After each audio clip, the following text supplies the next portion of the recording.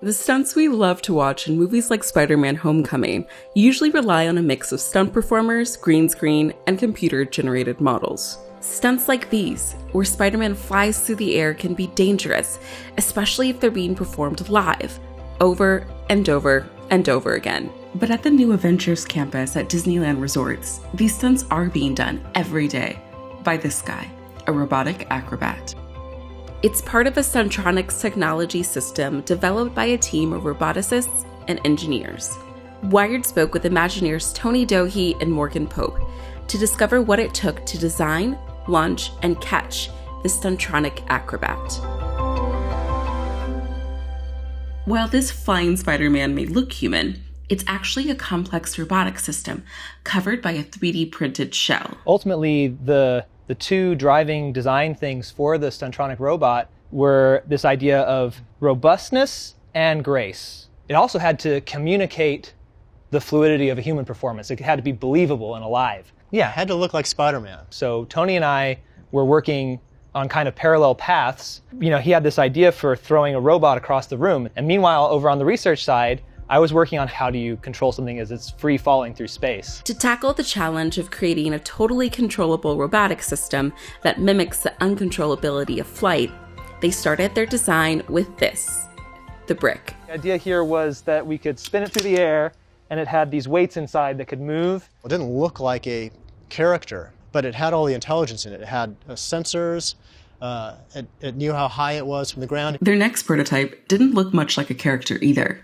So this right over here is our prototype. This actually has that bend. That's a lot more, this is how a human shifts inertia, right? It would tuck and do a flip and lay out. And so from that we moved really quickly. Like maybe the next day we started building Stickman. It's actually a Z-shaped series of linkages. It's like the engineering version of Lincoln Logs or Legos. And you get this kind of double pendulum, which is like a classically chaotic system, which means it's kind of a bear to control, but it also means you can do really fun stuff. If you squint at it, it starts to look like a human. This is the first time we could get asymmetric motion, right? This guy can move this arm and not this arm and do all sorts of like twists and stuff. Then they moved to half-scale figures. And finally, their series of full-size Stuntronic robots. They weigh about 95 pounds, and their height, I would say, is 5'9". We constructed them out of mainly 3D printed plastic and aluminum and a lot of screws. Yeah, right, a lot of screws.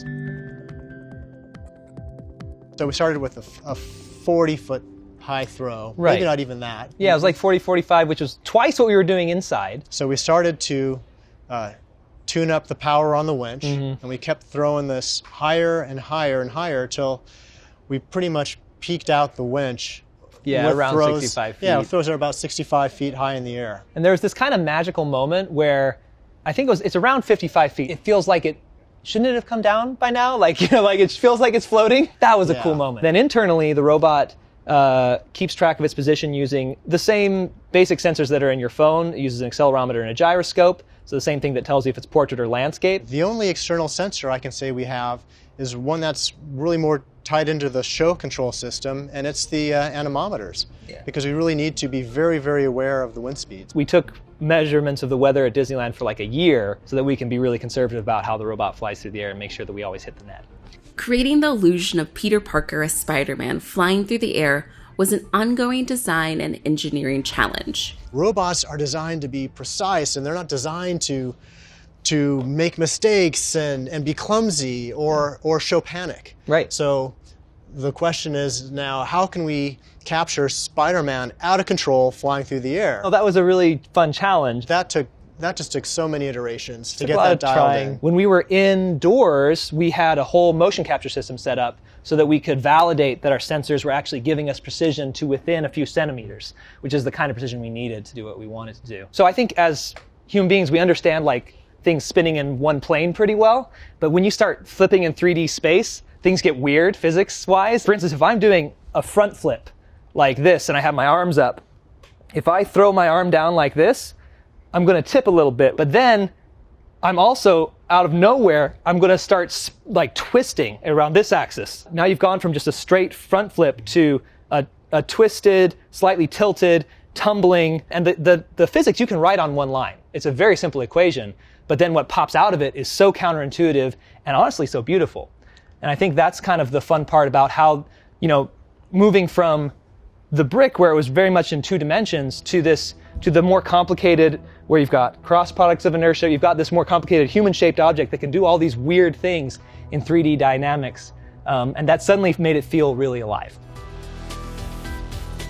The catchment system is very, very specific. So not only do we have to be able to catch the figure, decelerate it very quickly, but that net also has to be robust enough to do this over and over and over again, because we don't want to replace it every show. The net area is only about 10 feet by 10 feet. I think 14, which sounds big, but then when you get on the roof and if you look from the position of the robot 65 feet in the air, it doesn't feel very big. It's another good reason we don't do this with people. And it has a deceleration system it's just beautifully simplistic in its design. Yep.